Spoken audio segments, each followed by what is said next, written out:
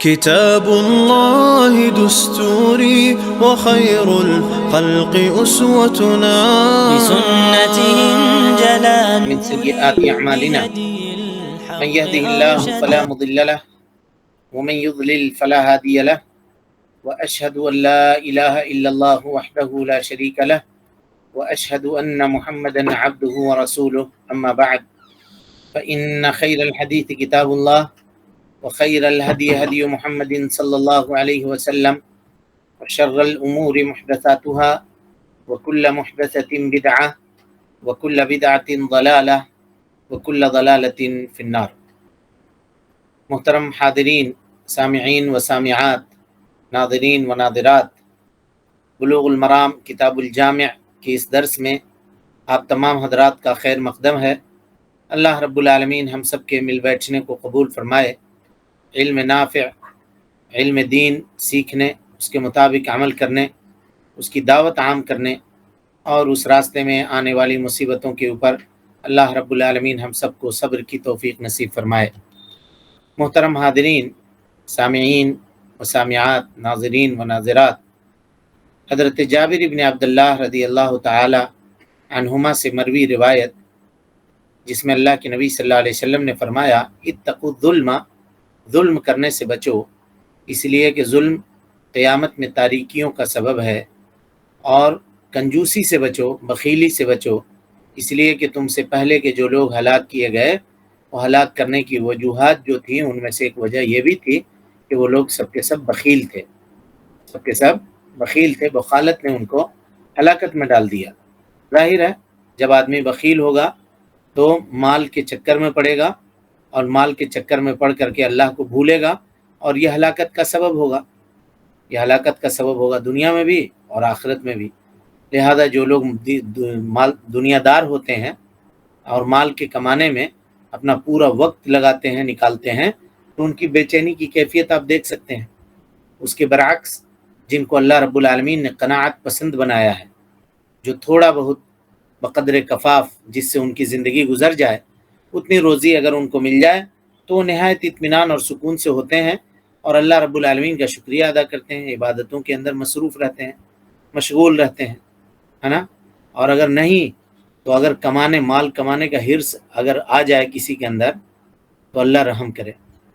اب آپ اس کی ایک مثال لیجئے، مال کی لالچ یا حرص کتنی بری چیز ہے۔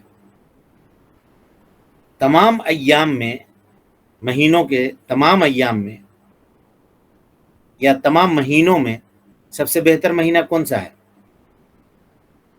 رمضان۔ اور رمضان میں کے دنوں میں سب سے بہتر دن اور رات کون سی ہے؟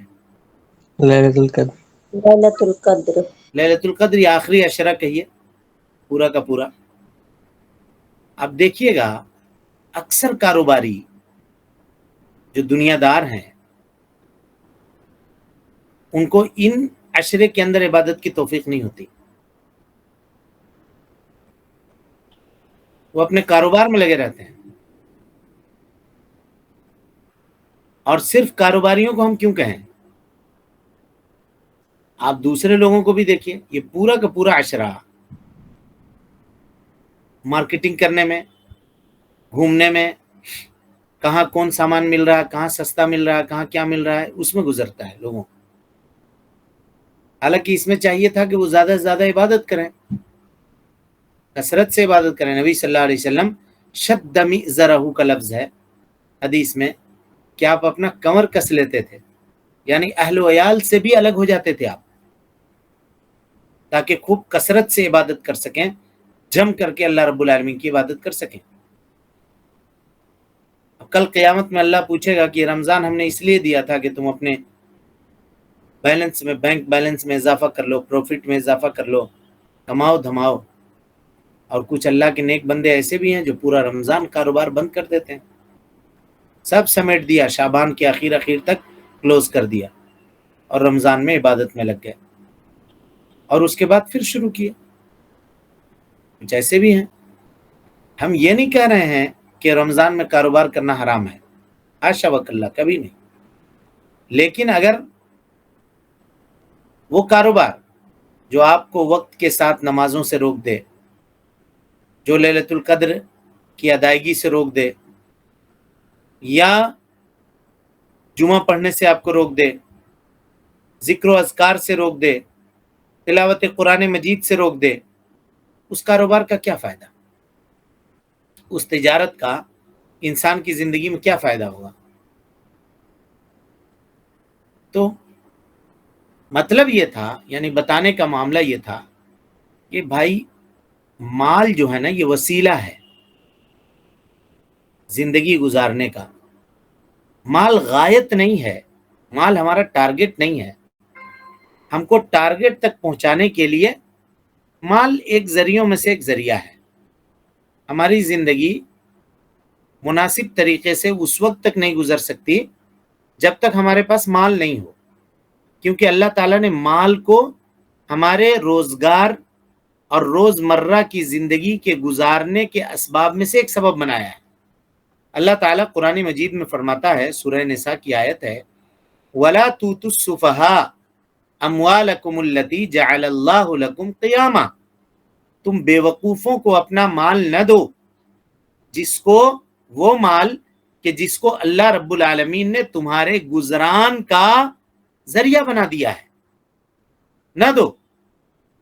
اور اس سے اللہ کے نبی صلی اللہ علیہ وسلم نے پناہ بھی طلب کی ہے فقر و فاقہ سے، اللہم انی اعوذ بک من الفقر واعوذ بک من الکفر، کفر اور فقر کو جوڑ دیا، کہا کہ اکثر فقر و فاقہ یہ کفر کا سبب ہوتا ہے، کفر کا ذریعہ ہوتا ہے۔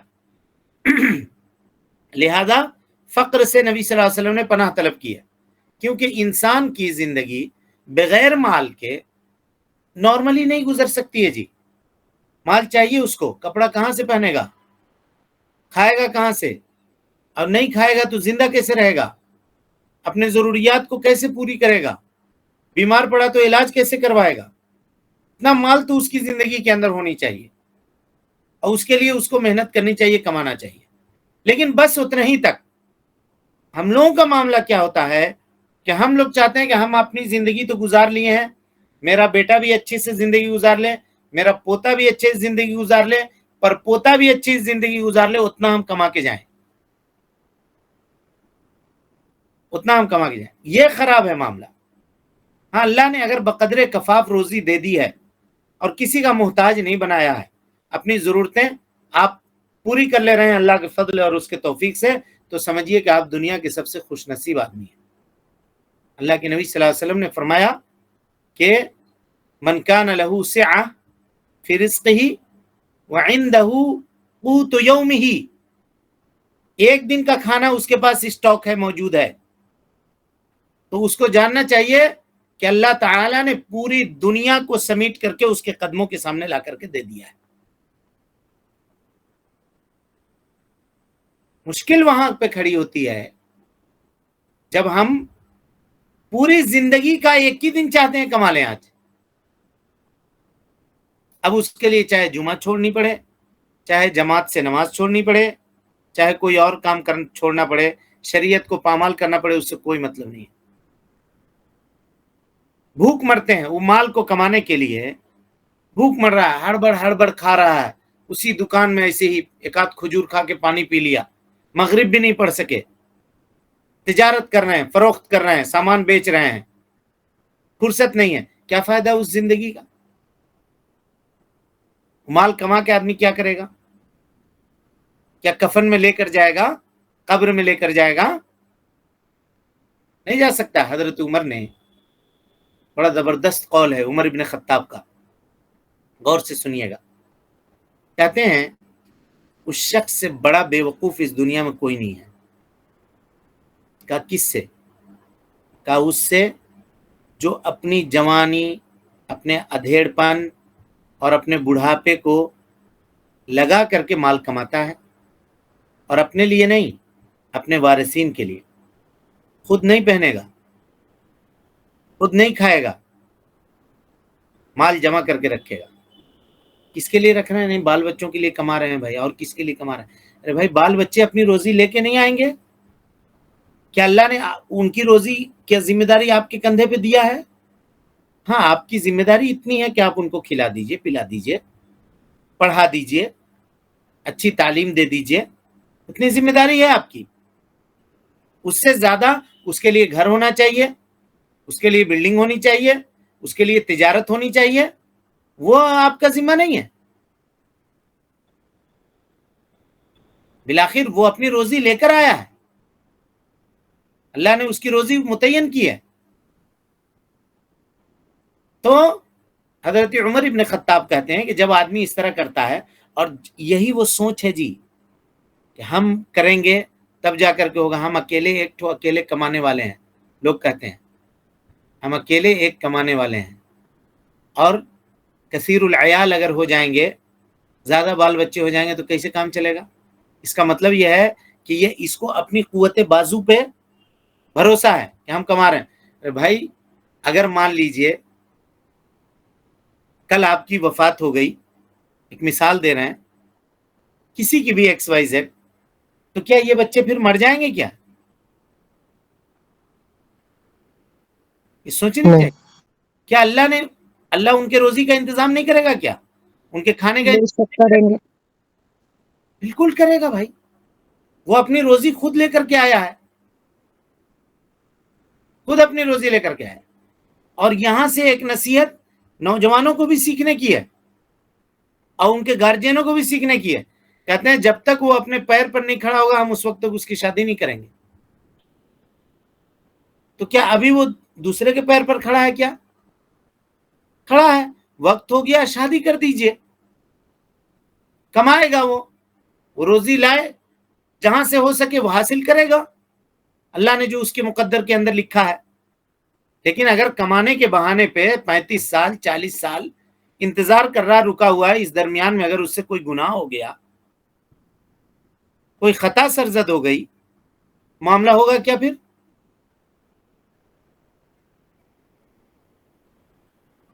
لہذا ان چیزوں سے، یہ ساری چیزیں جو آتی ہیں یہیں سے آتی ہیں. بہرحال حضرت عمر ابن خطاب کے قول پہ بات کر رہے تھے، تو حضرت عمر ابن خطاب اس سے زیادہ بیوقوف کوئی نہیں کہتے ہیں. کہا کیوں؟ کہا اس لیے کہ یہ بیچارہ اپنی پوری زندگی لگا کے مال کمایا. کہا بیٹے یا اس کی اولاد دو حالت سے خالی نہیں ہوگی. کہا کیا؟ کہا یا تو وہ بہت عقل مند ہوگی، بچے اس کے، اولاد اس کی عقل مند ہوگی. تو جو مال آپ چھوڑ کر جا رہے ہیں، اس مال کی کوئی اہمیت ان کی نگاہ میں نہیں ہوگی. کیوں؟ کیونکہ جہاں سے آپ نے مال کمایا ہے وہاں سے کمانے کی طاقت وہ بھی رکھتے ہیں. اور بسا اوقات یہ سننے کو ملا ہے، ہمارے ان کانوں نے سنا ہے، اور آپ نے بھی سنا ہوگا، کیا کہ ابا جب تجارت کرتے تھے تو ان کو کہاں آتا تھا، اس وقت چھوٹا موٹا بزنس تھا، چلتا تھا. ہم لوگ جب پڑھ لکھ کر کے آئے تب پھر بزنس کو ترقی کیا، اس کو پھیلایا، اس کو یہ کیا، اس کو یہ کیا. دیکھیے یہیں پہ ابھی باپ زندہ ہے، اس کے منہ پر بول رہا ہے کہ نہیں آپ کو کہاں کرنے آتا تھا. تو ہم لوگوں نے کیا ہے، ہم لوگ آنے کے بعد بزنس میں ترقی ہوئی ہے، آگے ہوا ہے. اسی چیز کو انسان کو سوچنا چاہیے کہ اگر اولاد عقل مند ہے تو آپ کی کمائی ہوئی چیز کی قدر اس کے پاس نہیں ہوگی، اور اگر اولاد بے وقوف ہے تب بھی اس کے پاس قدر نہیں ہوگی آپ کی کمائی ہوئی چیز کی. آپ بہت مشکل سے بچا کے زمین خریدیے گا، یہ خریدیے گا، کل چل کر کے لڑ جھگڑ کے سب آپس میں تقسیم تو ہونا ہی ہونا ہے اس کو، لیکن بیچ باچ کر کے سب برابر کر دے گا. لوگ بتاتے تھے کہ اس کے دادا سیٹ تھے، یہاں سے کھڑے ہو کر جہاں تک زمین نظر آتی ہے وہ سب ان لوگوں کی تھی، لیکن جب بیٹوں کے درمیان زمین تقسیم ہوئی تو اس کے بعد ان لوگوں نے بیچ کے پورا اب یہ لوگوں کے سامنے ہاتھ پھیلانے کے اوپر مجبور ہو گئے. بات یہاں ختم نہیں ہوئی، بات تو اب شروع ہوئی. کمایا کون؟ محنت کون کیا؟ وہ کیا. اس کے لیے وہ نماز چھوڑا، اس کے لیے روزہ چھوڑا، اس کے لیے عبادتوں کو چھوڑا، رشتہ داری کو چھوڑا، کمانے کے چکر میں میاں بیوی کے حقوق تک چھوڑ دیا. اولاد نے اس کا معاملہ یہ کیا، مال سے وہ خود بھی فائدہ نہیں اٹھایا. اب بھائی وہ سونا چاندی جو انسان کے لاکر میں بند ہے، اس کی اس میں اور اینٹ پتھر میں کوئی فرق ہے؟ بتائیے. فائدہ تو تب ہے جب اس کو آپ یوز کریں، استعمال کریں، یہ نا فائدہ ہے. سمجھنے کا، سوچنے کا طریقہ، پیمانہ بدلنے کی ضرورت ہے، پیمانہ بدلنے کی ضرورت ہے. بہرحال تو کہا کہ اب یہ جو کمایا ہے یہ بیچارہ جا کے وہاں جواب دے گا اللہ کے پاس. اب اس سے پوچھے گا اللہ رب العالمین. کہا کہ اس وقت تک ابن آدم کا قدم میرے پاس سے نہیں ہلے گا جب تک وہ مجھ کو جواب نہ دے دے مال کہاں سے کمایا. وہ کیا کہے گا؟ رمضان کی راتوں کو جاگ جاگ کر کے اللہ مال کمایا. لوگ تراویح میں تھے، ہم دکان کے شوکیس پہ بیٹھے ہوئے تھے، مال کمایا. قرآن کی تلاوت کو سننا چھوڑ کر کے مال کمایا. چلو اب لو اس کی سزا. خرچہ کون کیا؟ تو کہا اس نے کیا. تو اب اس سے پوچھا جائے گا کہ اب بتاؤ تم کہ تم نے مال خرچہ کہاں سے کیا. جب تک وہ جواب نہ دے دے، اپنے خرچے کا ایک ایک روپیہ کا ایک ایک سکے کا حساب نہ دے دے، تب تک اس کا قدم اللہ کے سامنے سے ہٹے گا ہی نہیں. سمجھ گئے؟ تو یہ فتنہ کیسا ہے اس کا آپ اندازہ لگائیے، اور کس طرح سے یہ لوگ ہلاک کیے گئے. اور اسی لیے اللہ نے کہا کہ ان بخیلوں کو قیامت کے دن اللہ رب العالمین ان کے گردن میں طوق ڈالے گا، طوق ڈالے گا. اور یہ طوق ڈالے ہوئے ہوں گے پورا میدان محشر. ان کو دیکھے گا، کہا دیکھو یہ کنجوس جا رہا ہے، اللہ نے اس کو مال دیا تھا اور اس نے اللہ کے راستے میں خرچ نہیں کیا، لہذا اللہ نے آج اس کے گردن پہ اس کے مال کو لٹکا دیا ہے. نبی صلی اللہ علیہ وسلم نے فرمایا، ابو داؤد کی روایت ہے جی، شر ما فی رجل شح حالع وجبن خالع. حدیث دیکھیے کہ آدمی میں سب سے بدترین خصلت، سب سے بری خصلت، سخت گھبراہٹ میں ڈال دینے والی حد سے بڑھی ہوئی کنجوسی. کنجوسی، کنجوس کو دیکھیے گا، مال خرچ کرنے کی بات اگر اس کے سامنے کر دیجئے گھبرا جائے گا، پسینہ پسینہ ہو جائے گا، دم منہ کان ٹیڑھا ہو جائے گا اس کا. کیا بات کر رہے ہو؟ مال نہیں، پیسہ ہم نہیں دے سکتے بھائی، پیسہ چھوڑ کے جو بات تم لوگ کرنا چاہتے ہو کرو، یہ کام ہم سے نہیں ہوگا. پیسے وغیرہ کی بات ہمارے سامنے مت کرنا، ناراض ہو جائے گا وہ. جہاں پیسے کی نہ، بلکہ کچھ لوگ مشہور ہوتے ہیں کہ اس کے سامنے ہر بات کرنا، پیسے کی بات مت کرنا، نہیں تو ناراض ہو جائے گا، وہ غصہ ہو جائے گا. یہی ہے، گھبراہٹ میں پڑ جائے گا. جہاں کوئی مانگ دیا یا کوئی کچھ کر دیا تو گھبرا جائے گا، یہ لگے گا کہ جان نکال کے دینا اس کے لیے آسان ہے، لیکن ایک روپیہ دینا اس کے لیے بہت مشکل ہے، بھاری ہے اللہ کے راستے میں. تو نبی صلی اللہ علیہ وسلم نے فرمایا یہ سب سے بدترین خصلت ہے انسان کے اندر، ایسی کنجوسی جو اس کو گھبراہٹ میں ڈال دے. اور جب آدمی یہ کنجوس ہوگا نا تو اس کے ساتھ ایک دوسری چیز بھی ہوگی ضرور، وہ بزدل ہوگا، دلیر نہیں ہوگا. ذرا سی کوئی بات ہو جائے تو گھبرا جائے گا ایک دم، ارے اب کیا ہوگا، اور ایک دم کچھ سمجھ میں نہیں آ رہا ہے، گھبراہٹ ٹوٹ گیا، دل کی دھڑکن تیز ہو گئی میری. کیوں؟ اپنی جان بچانے کے لیے نہیں، وہ سوچ رہا ہے کہ ہم جو مال رکھے ہوئے ہیں اب اس کا کیا ہوگا، پریشانی ہو گئی ہے، پرابلم آ گیا ہے، کیا کریں گے. اس لیے اس کو اللہ کے نبی صلی اللہ علیہ وسلم نے کتنے خوبصورت پیرائے میں بیان کیا ہے. دیکھیے کہ سب سے بدترین خصلت انسان کے اندر کیا ہے؟ سخت گھبراہٹ میں ڈال دینے والی حد سے زیادہ بڑھی ہوئی کنجوسی اور دل نکال دینے والی بزدلی، دل نکال دینے والی بزدلی. اور اس کے مقابلے میں جس آدمی کے پاس بقدر کفاف روزی ہے، ہاں اس کو کوئی پرواہ نہیں ہوتا ہے، جو ہوگا دیکھیں گے ہم، کیا ہو جائے گا، ڈرنے کی کیا بات ہے بھائی، اس میں جو ہونا رہے گا ہوگا.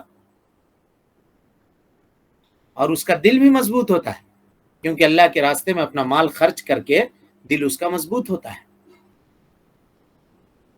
مال خرچ کرنا ایک بہت آسان کام نہیں ہے، بہت مشکل کام ہے، کیونکہ مال کی محبت اللہ نے انسان کے دل کے اندر رکھی ہے جی. اور اس کو اپنے سے جدا کر کے دے دینا. جو لوگ دیتے ہیں اللہ کے راستے میں، یہ مت سمجھیے کہ چھوٹے دل کے لوگ ہیں، بہت بڑے دل کے لوگ وہ ہوتے ہیں جو اپنا مال اللہ رب العالمین کے راستے میں دیتے ہیں. اللہ تعالی ہم سب کو مالدار بھی بنا دے اور مال کو اپنے راستے میں دونوں ہاتھوں سے لوٹانے والا بھی بنا دے. یہ ہم اپنے لیے بھی اور آپ تمام حاضرین کے لیے اور تمام مومنوں کے لیے یہ دعا کرتے ہیں۔ اللہ کے نبی جناب محمد رسول اللہ صلی اللہ علیہ وسلم یہ دعا کرتے تھے جی، کبھی تشہد سے پہلے اور کبھی تشہد کے بعد کیا دعا کرتے تھے، دیکھیے، اللہم انی اعوذ بک من الجبن واعوذ بک من البخل واعوذ بک من ارد واعوذ بک من ان ارد الى ارذل العمر واعوذ بک من فتنة الدنیا وعذاب القبر۔ حضرت سعد بن ابی وقاص رضی اللہ تعالیٰ عنہ راوی حدیث ہیں، بخاری کی روایت ہے۔ ترجمہ دیکھیے، کہا اے اللہ میں تیری پناہ مانگتا ہوں بزدلی سے، اللہم انی اعوذ بک من الجبن، بزدل ہو جانے سے، واعوذ بک من البخل، اور بخالت سے، بخیل ہو جانے سے۔ دیکھیے دونوں کو ایک ساتھ جمع کیا، بزدلی بخالت کو لاتی ہے، بخالت بزدلی کو لاتی ہے۔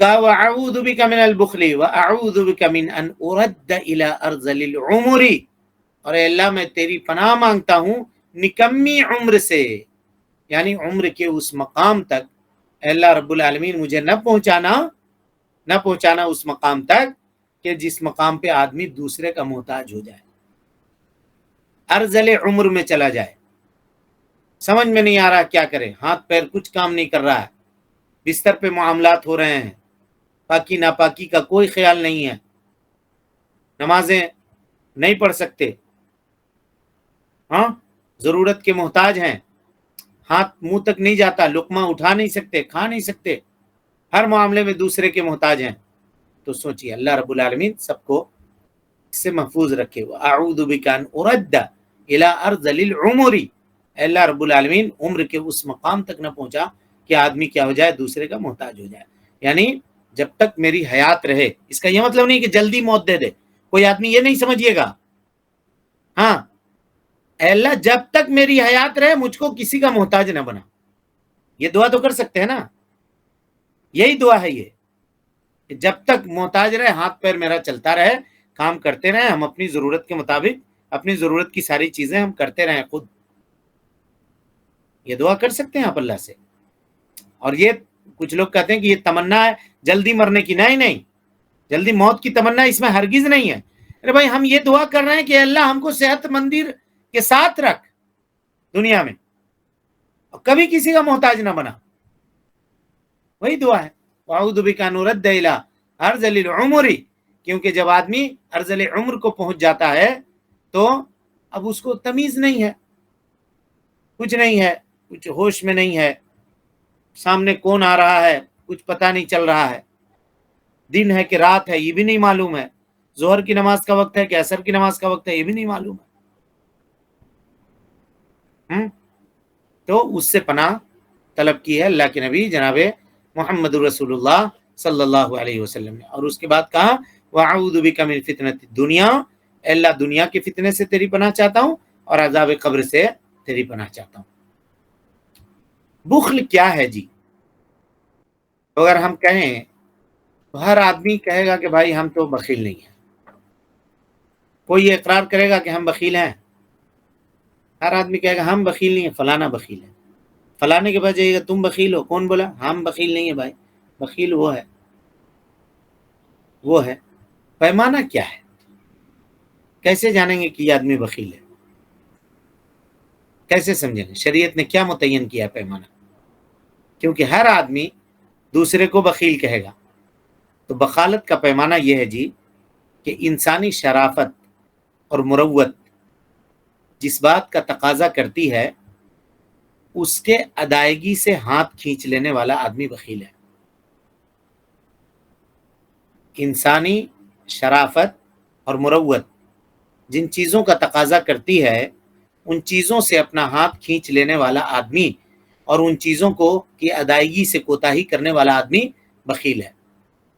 یعنی جو شخص اللہ کے حقوق مثلا زکوٰۃ، اہل و عیال کا نفقہ وغیرہ خوش دلی سے ادا کرے اور لوگوں کے معاملات میں معمولی سے معمولی چیزوں پر تنگ دلی اور باریک جانچ پڑتال نہ کرے، اس سے بچ کر کے فراخ دلی کا معاملہ کرے، تو یہ سخاوت ہے، یہ سخاوت ہے۔ بخیل جو ہوگا وہ اپنا خود بھی نہیں کھاتا ہے، بچوں کو بھی نہیں کھلائے گا، ہفتے میں کہے چیز، باقی دن ایسی چلو، کفایت شعاری کرو، مال بچاؤ، کیوں اتنا خرچہ کرتے ہو؟ ناپ ناپ کر کے یہ کرے گا، ناپ کر کے بناؤ، یہ کر کے بناؤ، ایک آدمی کا کمے بناؤ۔ ہاں، اس کا یہ مطلب بھی نہیں ہے، سخاوت اس کو ہرگز نہیں کہتے ہیں کہ 4 آدمی ہے تو آپ 8 آدمی کا بنا رہے ہیں، 4 آدمی کا کھانا پھینک رہے ہیں، نہیں، یہ اسراف ہے۔ جتنی ضرورت ہے اتنا بنائیں، جتنا کھا سکیں اتنا بنائیں۔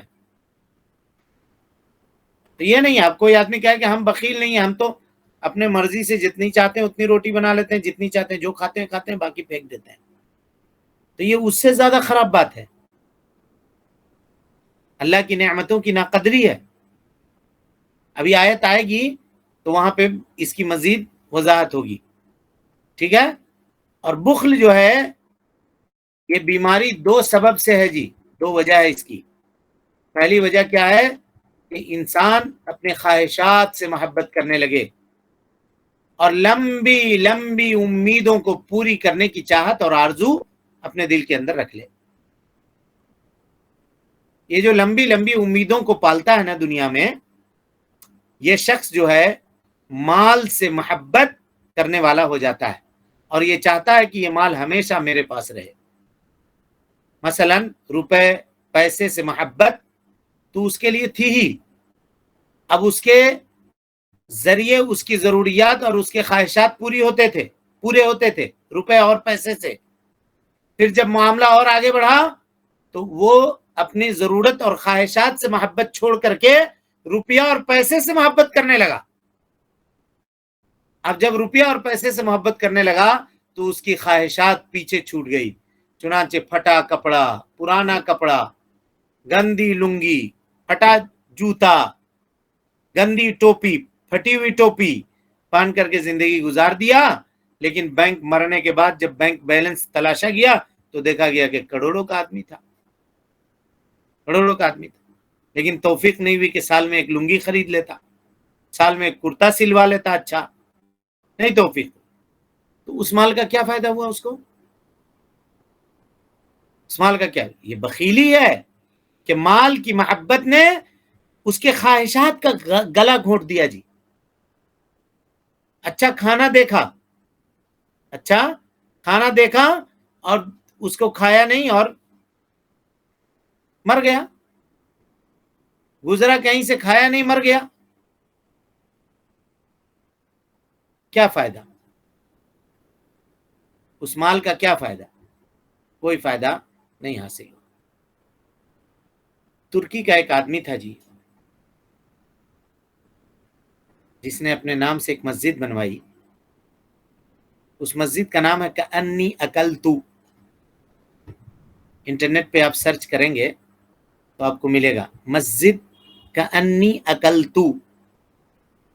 ایک آدمی تھا، بزنس مین تھا، کوئی تاجر تھا، چھوٹا موٹا، کوئی بڑا نہیں۔ پیسہ جو کماتا تھا تو بازار وغیرہ میں اگر جاتا تھا، دیکھتا تھا کوئی اچھی چیز مل رہی ہے تو اس کی قیمت پوچھتا تھا کتنے کی ہے، تو دکاندار بتایا کہ یہ 20 روپے کی ہے، 25 روپے کی ہے، تو 20-25 روپیہ اپنے جیب سے نکال کر کے لا کر کے، میں نے اللہ کے بندے ایسے بھی ہیں، بات یاد آ گئی تو بتلا دے رہا ہوں، 20-25 روپے نکال کے لا کے اپنے گھر میں جو ہے جمع کرنے کا رکھے ہوا تھا چکا، جس کو ہم لوگ کہتے ہیں گلک، اس میں لا کر کے ڈال دیتا تھا اور کہتا تھا کہ انی اکلتو، گویا کہ میں کھا لیا، گویا کہ میں کھا لیا۔ ویسے کرتے کرتے کرتے جب کئی سال بیت گئے تو اس نے اپنا گلک توڑا تو دیکھا کہ ایک خطیر رقم اس میں جمع ہے۔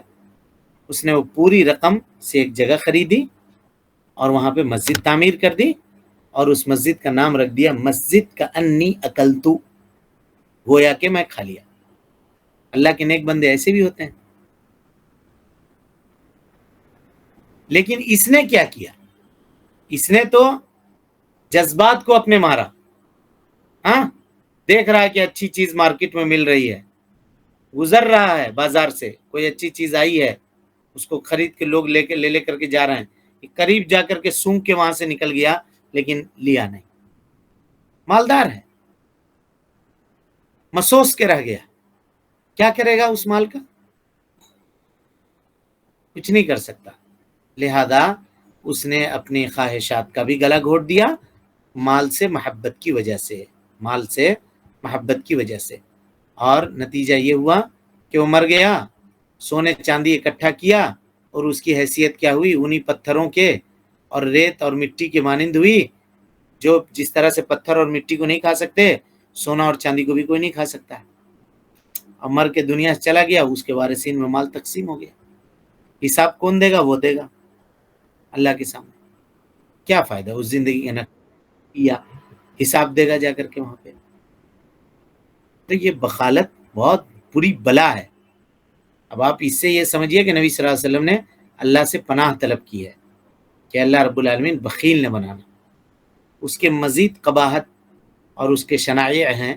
انشاءاللہ آئندہ کے دروس میں ہم اس کا تذکرہ آپ کے سامنے کریں گے. اللہ رب العالمین سے دعا ہے کہ اللہ تعالی ہمیں اور آپ کو حسن عمل کی توفیق دے. رب العالمین ہم سب کی اصلاح فرمائے، نیکیوں کو قبول کرے، سیئات سے درگزر فرمائے، جب تک زندہ رکھے دین اسلام پہ زندہ رکھے، اور جب اٹھائے ایمان پہ اٹھائے. آمین وآخر دعوانا ان الحمدللہ رب العالمین. کوئی سوال ہے جی کسی کے پاس؟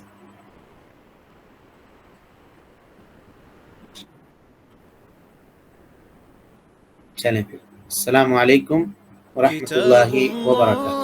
دستوري وخير الخلق أسوتنا بسنته انجلى نوري لهدي الحق أرشدنا